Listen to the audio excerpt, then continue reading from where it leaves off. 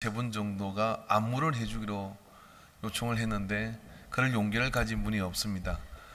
그래서 공동의 책임을 져야 되기 때문에 우리 다 같이 한번 부활의 주님을 찬양할 때 이렇게 한번 해보시기 바랍니다. 부활의 주님을 찬양. 굉장히 썰렁하네요. 제가 나가야 되나 그런 고민을 이렇게 했어요. 우리 성가대와 또 우리 성가대를 지도하는 최경진 간사를 이렇게 보면 참 그 열정이 어디서 나오나 하는 그런 생각을 하게 돼요. 그리고 성가대에서 다시 한번 뜨거운 박수를 하나님께 영광을 올려드리겠습니다. 오늘 우리는 아무리 즐거워해도 주님이 지나치다 하지 않을 일이죠. 왜냐하면 우리가 따르는 주님께서 죽었다가 살아난 것입니다. 제가 아는 어떤 집사님이 있는데 월남전에 참전을 했다가 이제 제대를 앞두고 한 주일을 남겨두고 천병이라 그러죠. 정찰을 나갔다가 거기서 정찰 나가는 그날 당번을 바꾸자는 제안을 받아서 당신이 나가야 되는데 선배가 나가게 된 겁니다. 선배가 나갔다가 거기서 크레모아라고는 폭탄이 터져서 거기에 일개 소대가 다 전멸을 한 겁니다. 그래서 지분은 이제 전사 통보가 간 거고 또 이분은 절차를 따라서 제대를 내서 한국으로 돌아온 거죠. 전사 통보가 온 그 집에서는 장례를 다 치르고 난 뒤였다 그럽니다. 배를 타고 월남에서 여기까지 왔으니까. 집으로 이제 들었으니까 어머니가 그 집사님을 보고 그만 기절을 해버린 거예요. 왜냐면 장례를 다 치렀고 유골단지가 왔고 다 모든 것이 군번줄과 이런 것들이 왔는데 죽었던 아들이 돌아왔으니 이게 귀신이 왔는지 생신인지 혼돈스러울 거 아닙니까? 그래서 늘 입버릇처럼 이렇게 말씀하셨어요. 목사님, 저는 덤으로 사는 인생입니다. 그때 내가 죽었어야 하는 건데 하나님이 살려주셔서 이렇게 사는 인생이니 아까울 것도 더할 것도 없습니다. 여러분, 죽었다가 산 사람의 그런 힘과 능력이라는 것은 이런 것이 아닐까 이렇게 생각해요. 여러분, 이게 비단 그 집사님의 문제이겠습니까? 사실 우리도 예수님이 안 했다면은 틀림없이 죽어서 지옥에 가야 될 그런 사람들이죠. 그래서 죽었다가 살아난 주님의 부활은 곧 나의 부활이고 우리의 부활인 것을 믿습니다. 자, 우리 옆 사람과 예수님이 살아나신 것이 제가 부활한다는 증거입니다. 시작.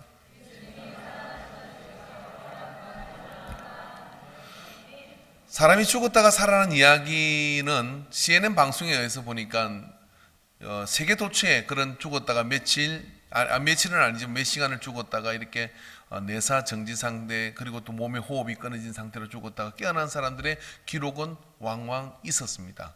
그런 기록들을 조사하고 다니는 어떤 그런 프로그램이 있었는데요. 그러나 예수 그리스도의 죽었다가 살아난 부활은 그런 차원을 넘어서는 것이죠.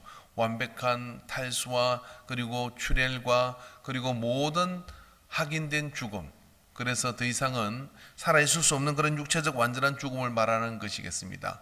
그러나 그 죽음보다 더 예수 그리스도에게 영적인 죽음은 무엇이냐면 그가 죽어서 둘째 사망에 해당되는 모든 사람이 죄를 범하여 들어갈 수밖에 없는 엄부, 즉 엄부로 내려가는 그러한 죽음이 그에게 기다리고 있었다고 하는 겁니다.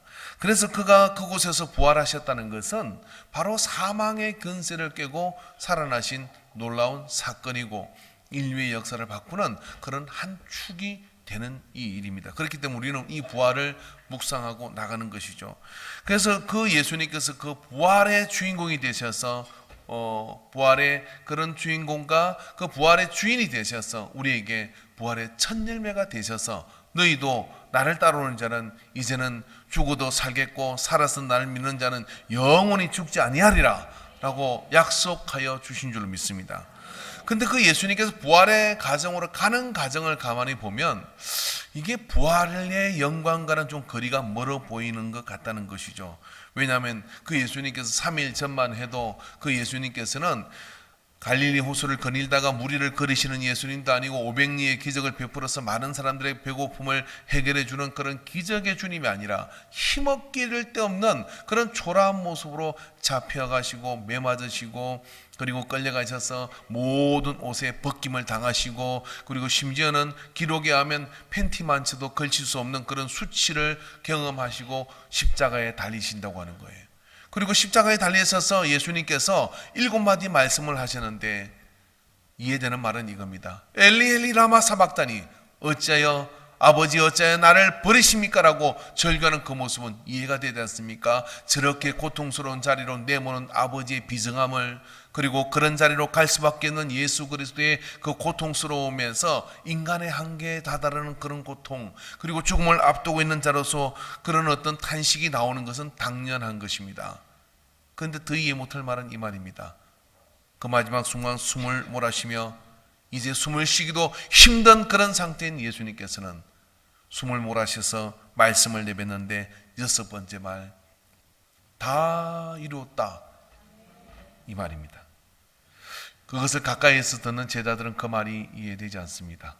무엇을 어떻게 다 이루었다는 것입니까?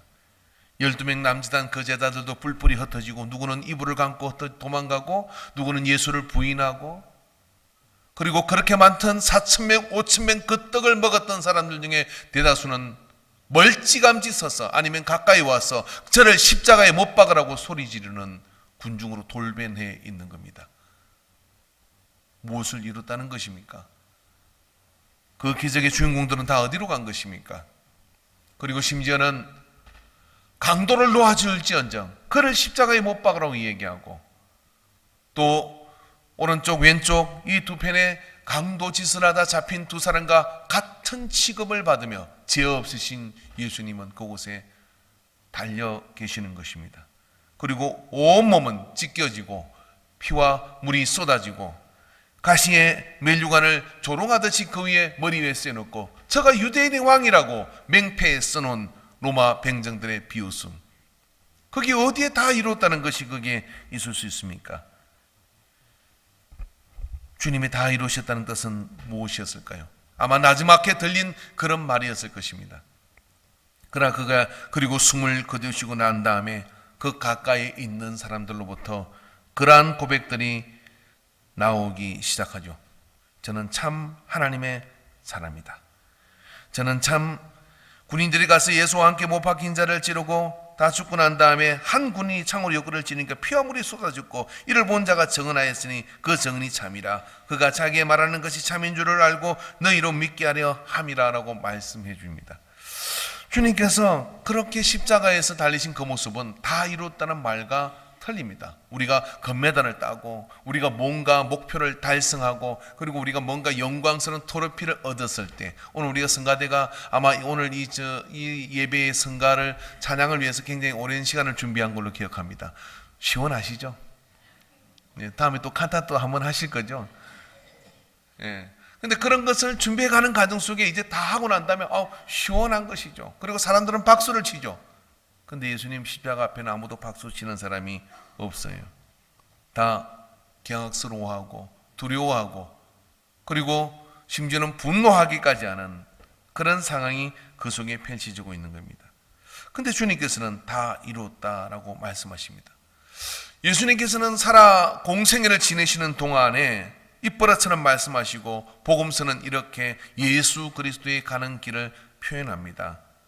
그는 늘 말씀하기를 성경을 응하게 하려 하는 것이다 라고 하는 말씀을 하셨어요.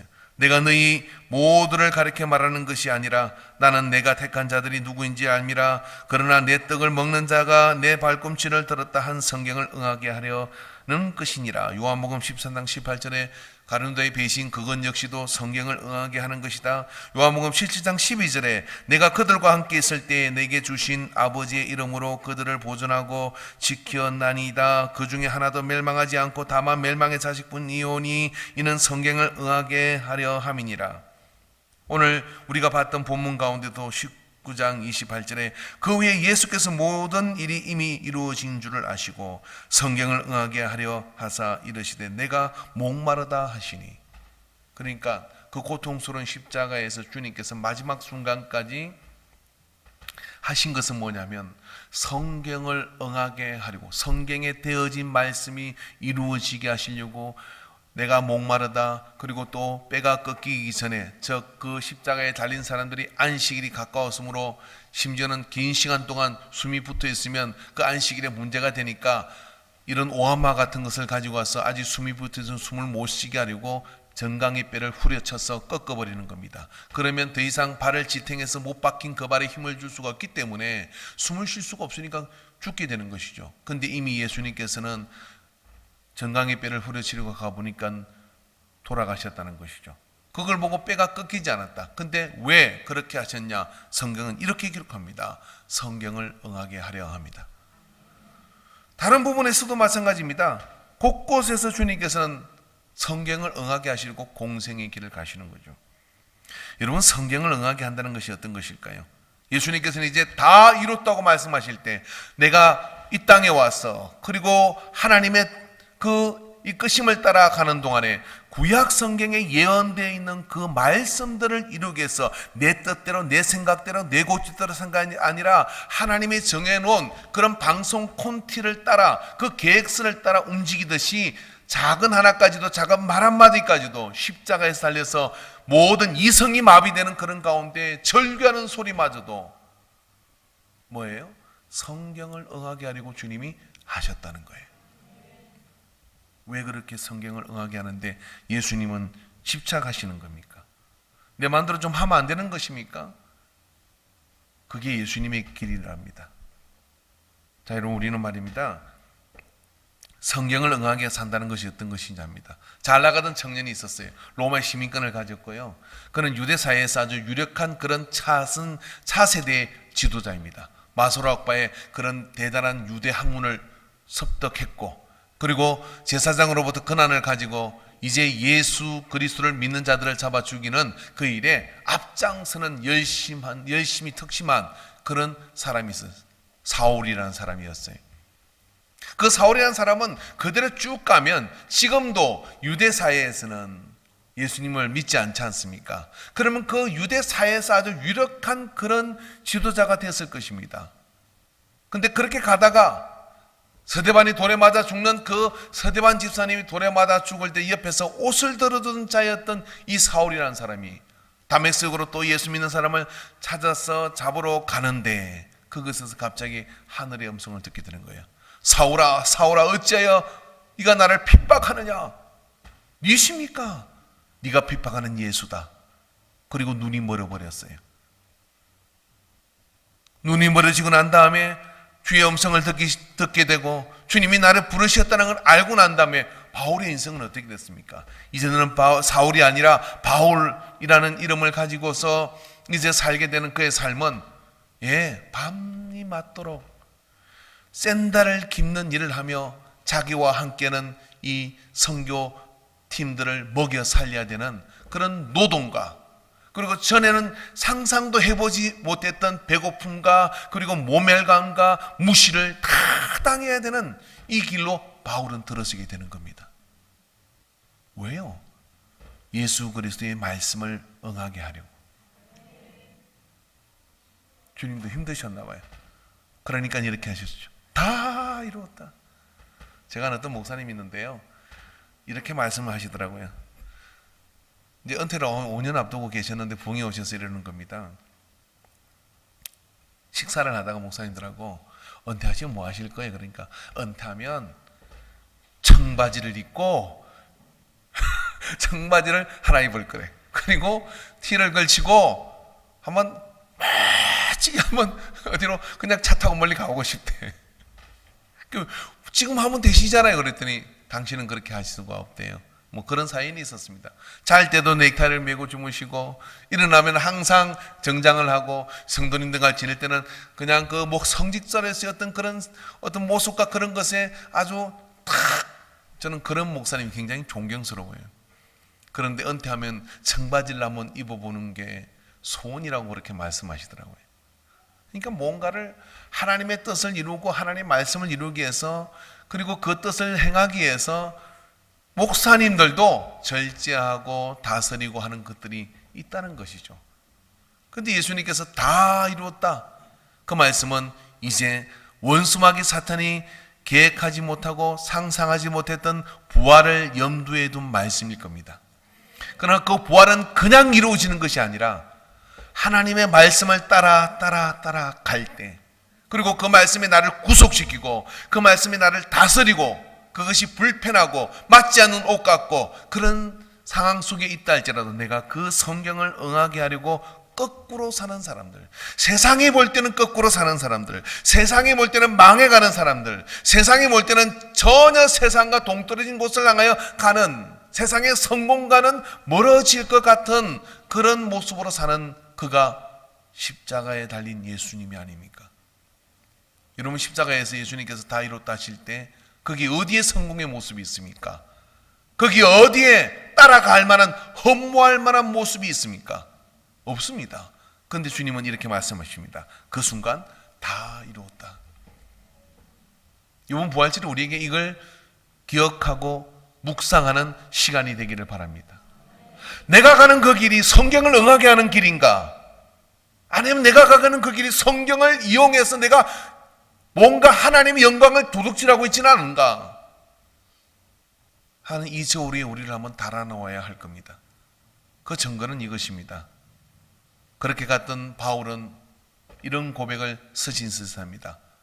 나의 그 사람은 날로 후패하나 나의 속사람은 날로 새로워진다. 예수님이 아니었다면, 예수님의 말씀이 아니었다면 그는 얼마든지 누릴 수 있는 사람입니다. 여러분, 로마 사회에서요, 2000년 전 로마 사회에서 유대인들은요 A 클래스에 들어가는 상위 그 10% 내지 20% 안에 들어가는 상류층들입니다. 왜? 어디 가든도 이 사람들은 권력과 밀착하고 어디 가든도 금전을 지게 되고 장사를 잘하고 사업을 잘했기 때문에 로마 사회에서도, 다민족 공동체에 있던 로마 사회에서도 유대인들은, 특별히 로마 시민권을 가진 유대인들은 권력의 중심으로 나가는 사람들이었어요. 그런데 말입니다, 그 중심에 앞장서 있는 사람이 사울이었는데 예수님 만나고 속된 말로 인생 망가진 겁니다. 샌달 기는 사람으로 바뀐 거예요. 그러나 한 번도 그는 후회하지 않습니다. 그리고 이렇게 얘기합니다. 너희 육신의 생명을 죽일 수 있지만 너희 영혼을 해할 수 없는 자를 두려워하지 마라. 이 지금 있는 고난보다 나중에 있을 영광은 좋게 비교할 수 없다. 이 말씀에 아멘하지 않는 사람은 옆에 보십시오. 신천지인지 모릅니다. 이 말씀에 아멘할 수 없다면 여러분, 이 세례받은 거 그거 가짜예요. 나중에 있을 영광과 좋게 비교할 수 없다. 오늘 우리는 부활주일이잖아요.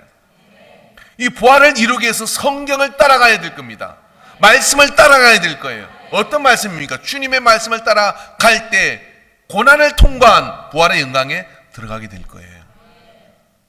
그 신앙은, 그런 믿음과 그런 신앙은 세상이 감당하지 못할 믿음이 되고 세상을 거스려 하나님의 나라로 돌아오게 하는 흰옷 입은 무리가 될 줄로 믿습니다.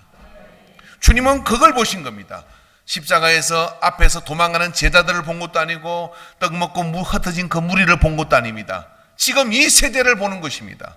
이 복음을 통하여 부활의 영광으로 담대하게 나갈 수많은 순교자들과 담대하게 나갈 믿음의 참 미랄들을 보고 말씀하시는 것이요. 다 이루었다. 주님이 그 말씀을 성취하고 가심으로 우리 또한 이 부활의 영광으로 이 땅의 복음이 증거되게 되고 우리가 이 자리에 있는 줄로 믿습니다. 할렐루야. 여러분, 주님께서는 이 땅에 오셔서 당신의 뜻이 계셨습니다. 다 이뤘다는 그 말은 아버지의 뜻을 이뤘다는 것이죠.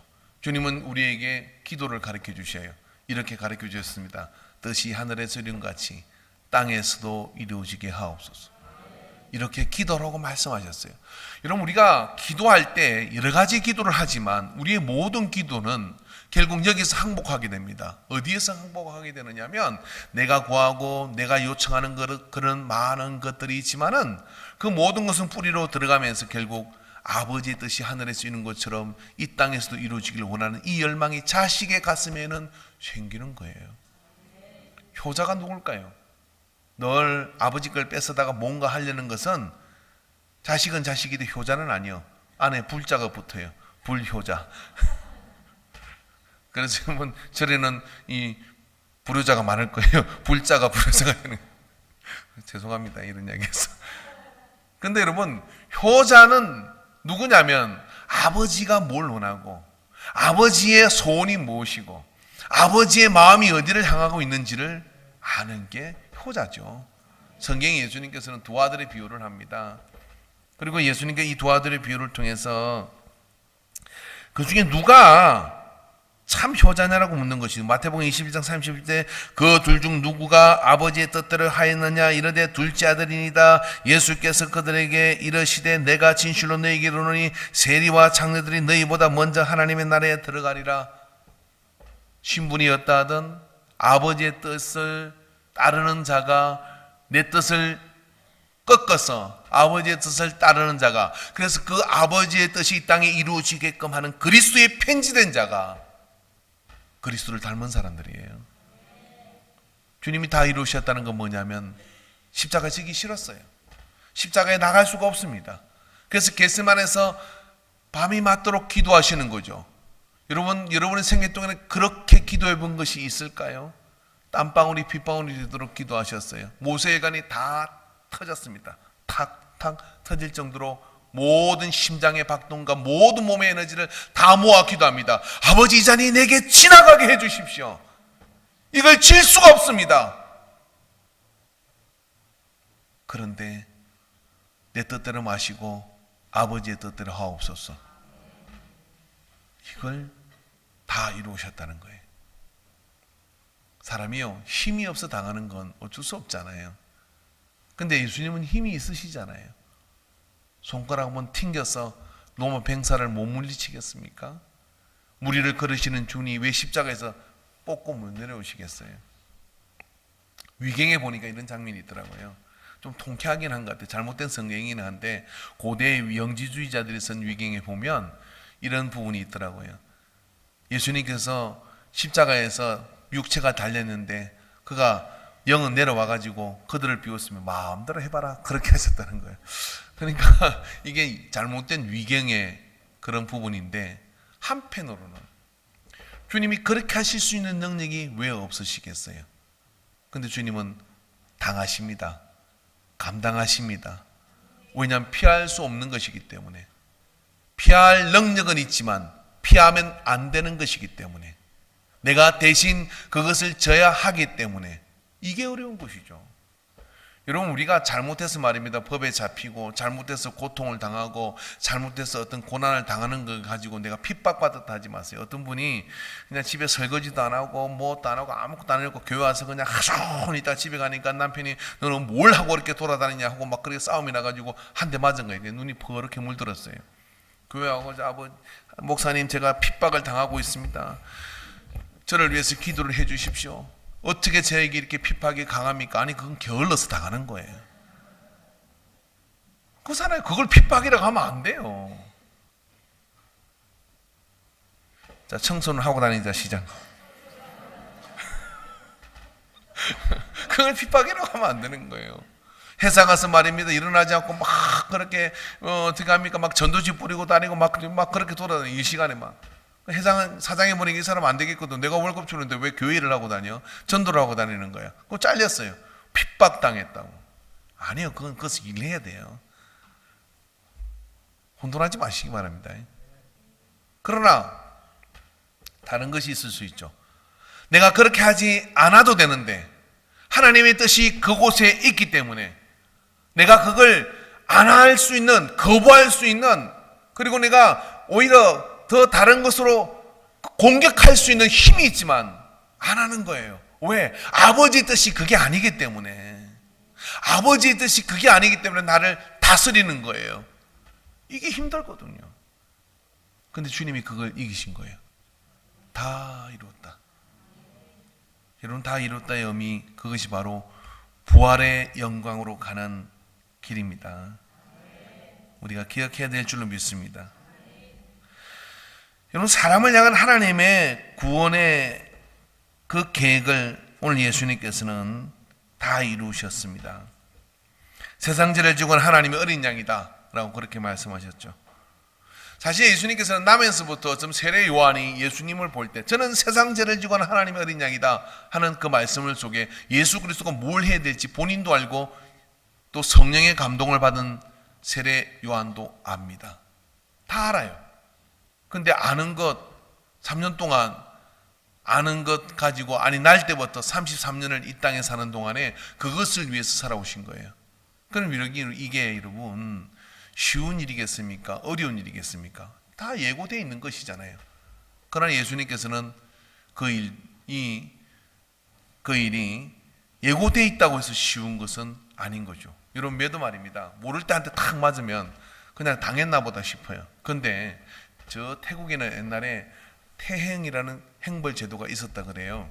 잘못을 하면 행을 살리는 게 아니라 태형 몇 대라고 그렇게 요즘 뭐든지 최근에까지 하면 있었던 걸로 알고 있는데요. 그러면 태형 5대, 그러면 이 5대를 어떻게 때리냐면 5대를 탕탕 때리는 게 아니라 오늘 한 대를 때리는 거예요. 그 다음 내일 또 한 대를 또 때리는 거예요. 근데 이게 더 고통스러운 거예요. 내일 맞아야 될 거 생각하니까 하루 종일 완전히 이 사람은 거의 반 정신이 나가는 상태가 된다 그래요. 또 모레 한 대를 또 때리는 거예요. 이게 정말 괴로운 거거든요. 34년을 저 십자가 지어야 되는데 이런 그 주님의 고통을 아시겠습니까? 근데 그러면서 그를 그 길에서 벗어나지 않게 하는 것은 무엇이었을까요? 사실 앞서 드린 이 세 가지 이야기는 이 한 영상을 통해서 우리는 한번 생각해 볼 수 있습니다. 영상 하나 띄워주시겠습니까?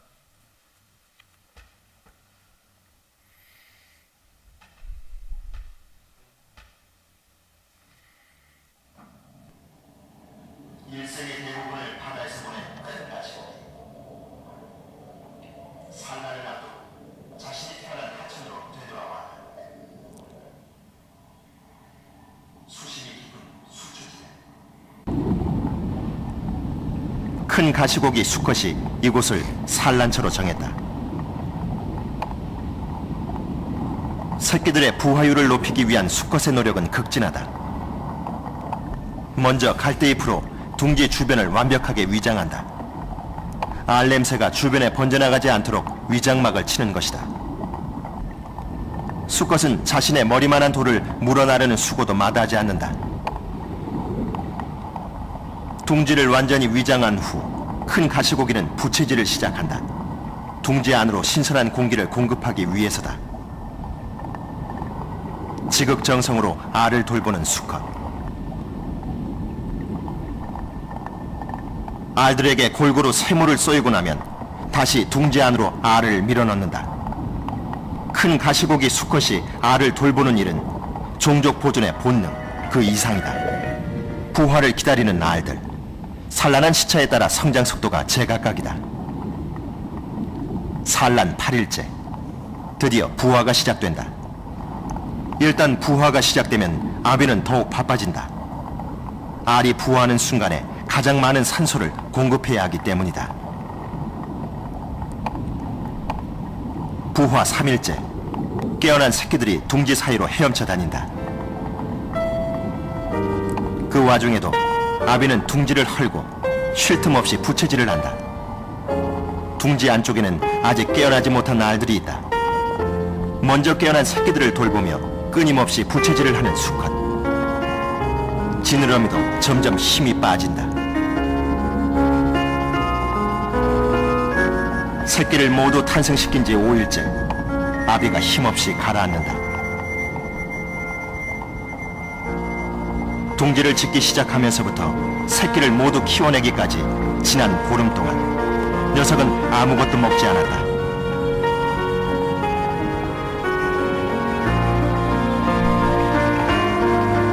오로지 새끼를 부화시키고 지키는 데 있는 힘을 다 바친 큰 가시고기. 그의 아비가 그랬듯 자신도 아비의 역할을 다하고 장엄하게 생을 마감한다.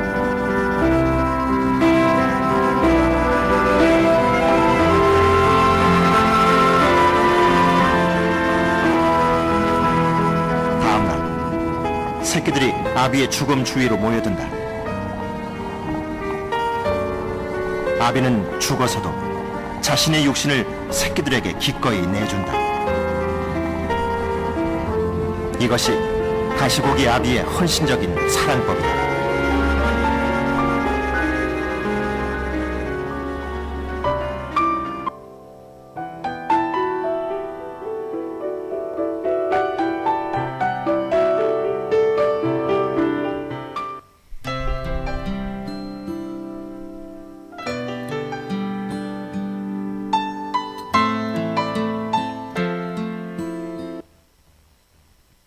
이것이 예수님의 말씀입니다. 주님께서 성경을 따라가는 것, 성경에 자기를 구속시키고 자기를 거기에 맞춰서 나귀를 타고 십자가로 나가시고 작은 그의 삶 모든 부분에 하나님의 말씀을 따라가는 것은 성경이 우리를 사랑으로 인도하기 때문에 그렇습니다. 주님께서 아버지의 뜻에 자기를 굽힐 수밖에 없는 것은 하나님은 사랑이시라 그 사랑이신 하나님이 나를 버리고 우리를 선택하는 그 아버지의 마음을 알기 때문입니다. 예수님께서 기꺼이 우리를 대신하여 십자가에 나가시는 것은 그게 사랑이기 때문에 그런 것입니다. 무엇을 이루신 것일까요? 사랑을 이루신 겁니다. 남루해지고 다 뜯기고 자기의 피와 살을 나누어 주신 주님, 세상으로 볼 때는 남루에게 이를 데 없는 실패의 모습일 겁니다. 그러나 3일 후 그는 부활하며 또 이 땅에 수많은 교회들을 일으키고 그 사랑으로 죄를 미와 반목을 물리치는 그런 은혜로 우리를 인도하신 것을 우리는 기억해야 될 줄 믿습니다. 여러분, 부활절의 무게를 아십니까? 주님이 다 이뤘다는 그 주님의 거친 숨소리 속에 나오는 그 음성을 우리에게 기억하고 새길 때 이 부활이 우리에게 뭘 의미하는지를 기억하고 우리가 놓아버렸던 믿음들, 우리가 잃어버렸던 아버지의 뜻들을 붙들고 우리의 삶의 시간들을 선용해서 열심히 사랑해야 할 줄로 믿습니다. 자, 이 사람에게 내가 오늘 당신을 사랑합니다. 당신을 뜨겁게 사랑하겠습니다. 옆에 있는 그분이 아니고 지금 이 자리에 없지만 다른 뭐 있는 분이라고 생각하고 그 왼수 같은 그분을 위해서도 오늘 이렇게 이야기하시거든요. 내가 오늘 당신을 사랑합니다. 당신을 십자가의 사랑으로 사랑하겠습니다. 아멘이십니까? 오늘 집에 가실 때 아마 로비에 계란이 있을 거예요. 그 계란 하나씩을 꼭 가지고 가셔서 아무것도 아니겠죠. 그렇지만 그 하나를 여러분 전해주면서 이렇게 말하십시오. 당신을 사랑해 라고 그렇게 전해주시기 바랍니다. 오늘 직장에 있는 동료라 그러면 그분에게 월요일에 가서 전해주십시오. 내가 너를 참 사랑해 라고 그렇게 전해주시기 바랍니다. 그래서 주님께서 십자가를 지시고 말씀을 따라가시고 자기를 희생하시는 그 모든 이유가 그 사랑 때문인 것을 기억하고 그 사랑을 다 이루신 주님을 따라 우리 또한 이루는 삶을 살아야 할 줄로 믿습니다. 할렐루야. 그래서 여러분 28일 날 우리는 사랑을 이루기 위해서 저 아산만에서 모여야 합니다. 동의하셨습니다. 할렐루야. 기도하겠습니다.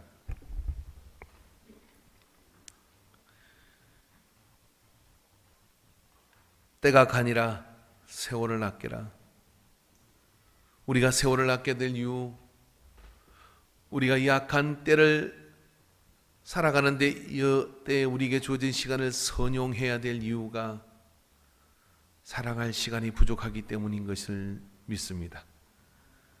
주님, 우리에게 주어진 시간을 통하여 부단히 사랑하게 하여 주시옵소서. 할 수 있는 대로 사랑하게 하여 주시옵소서. 그래요, 그 사랑 때문에 지옥 갈 영혼을 살려내는 영혼 구원의 그런 은혜를 우리에게 부어 주시옵시고, 또한 엉클어지고 뒤틀어져 버린 모든 관계 속에 하나님의 사랑으로 무장하고 하나님의 사랑으로 가득히 채워져서 저들 그 모든 망가진 그 삶, 그 인생 그 속에 지옥 가기에 합당한 그 삶 속에 손을 내밀어 주님께로 이끄는 전도자가 되게 하여 주시옵소서. 주님, 우리를 그렇게 사용하여 주시는 것을 믿습니다. 모든 영광을 받아 주시옵소서. 모든 영광을 받아 주시옵소서. 예수님의 이름으로 기도하옵나이다. 아멘.